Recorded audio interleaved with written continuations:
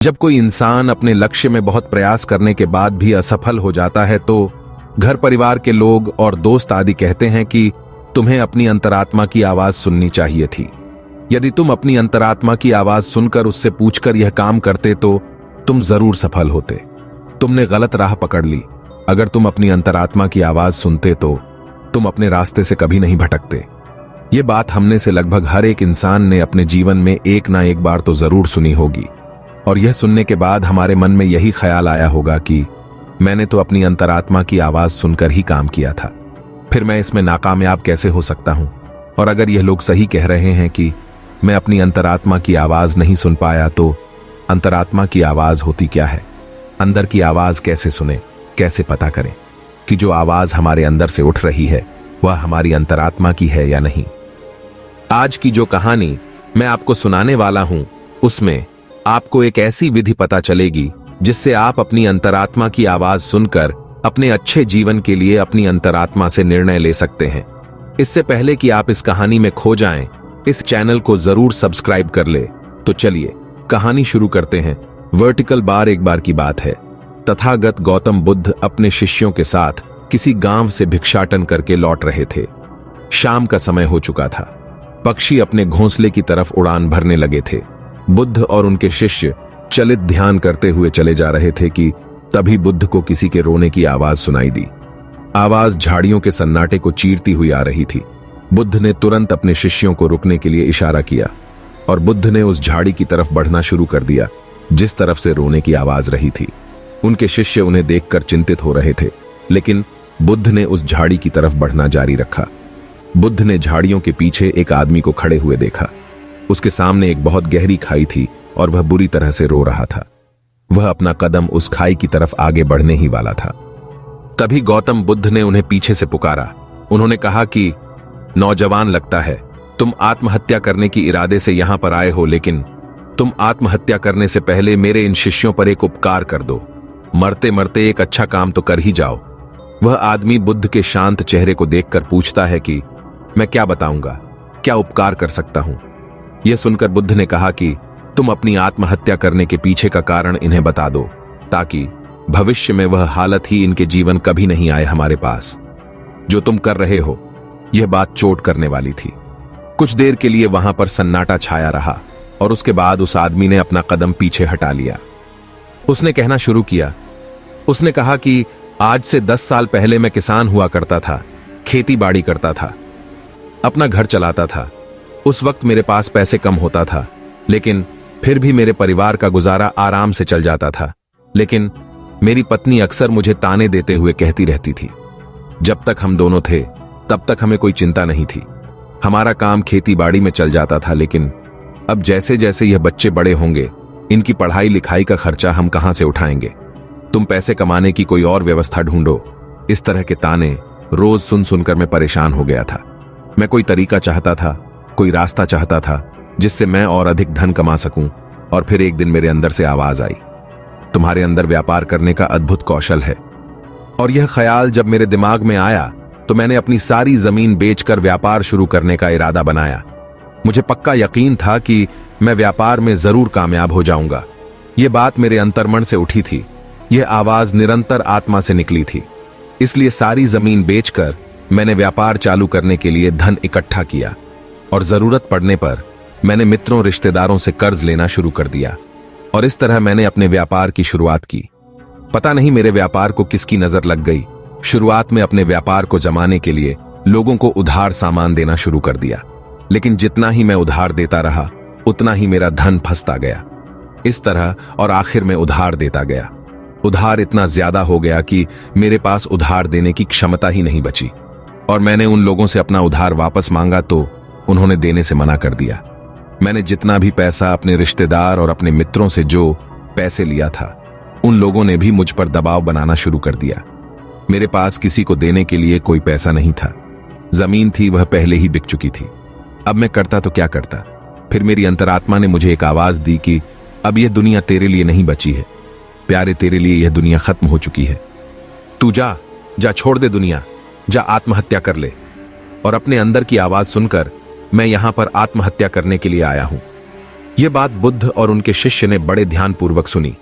उसकी बात समाप्त होने के बाद बुद्ध ने उस आदमी से पूछा कि नौजवान, मुझे एक बात बताओ, जो आवाज तुमने व्यापार शुरू करने से पहले सुनी थी और जो अब आत्महत्या करने से पहले सुनी थी, वह क्या तुम्हारी अंतरात्मा की ही आवाज थी?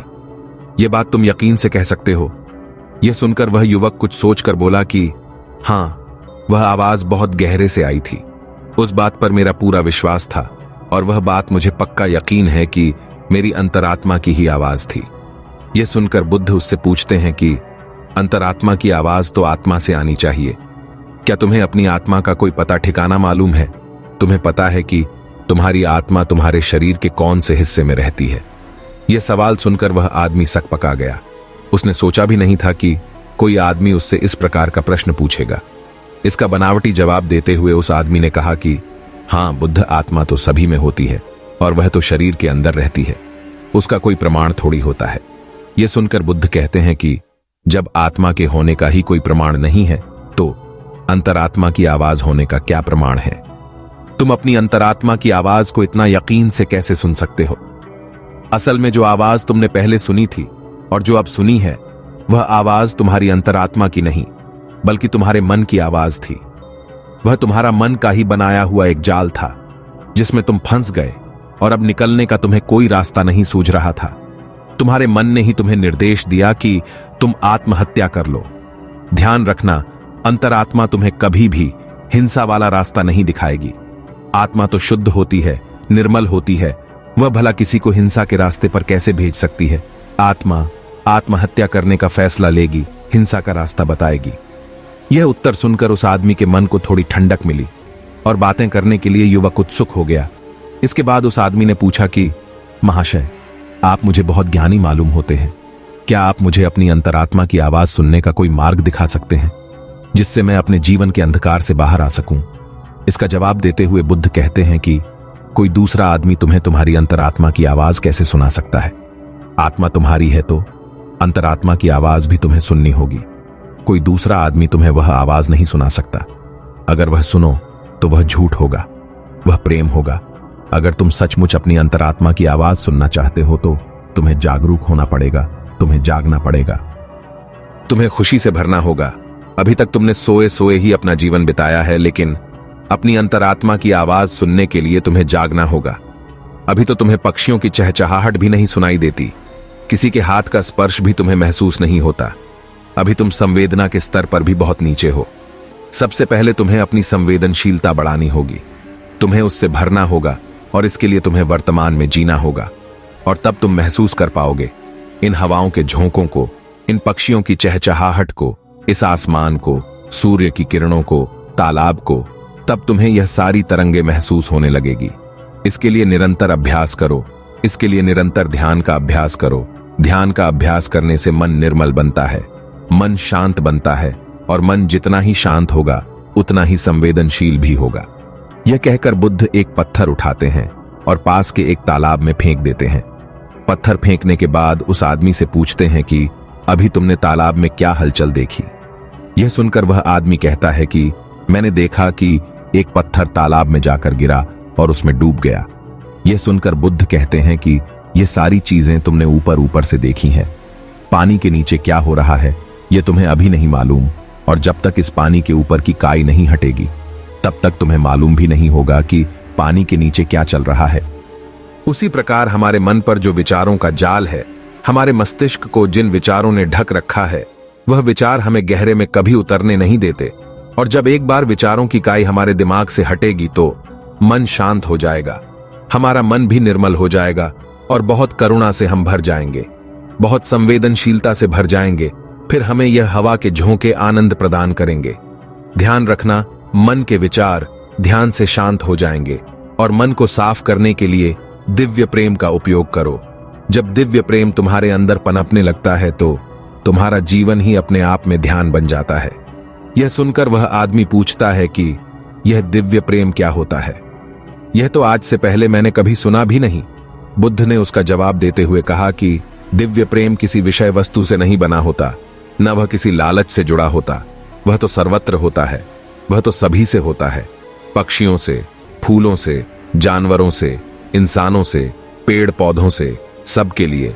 जब तुम मन से सभी को प्रेम करने लगोगे है तो वहीं पर दिव्य प्रेम बन जाता है। अगर तुम उसका अभ्यास करना चाहते हो तो उसकी शुरुआत अपने से करो। जब भी तुम्हारे पास समय हो तुम खाली बैठ जाओ और यह विचार करो, यह सोच बनाओ कि तुम किसी पेड़ की तरह प्रेम की तरंगे भेज रहे हो और वापसी में उसी गति से वह भी तुम्हारी तरफ प्रेम की तरंगे भेज रहा है।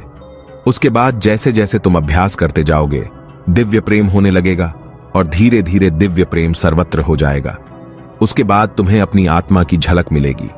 तब तुम्हें पता चलेगा कि आत्मा क्या होती है और अंतरात्मा की आवाज क्या होती है। लेकिन उसके लिए तुम्हें अपने मन के जाल को काटना होगा, जो कि ध्यान या दिव्य प्रेम दोनों से संभव हो सकता है।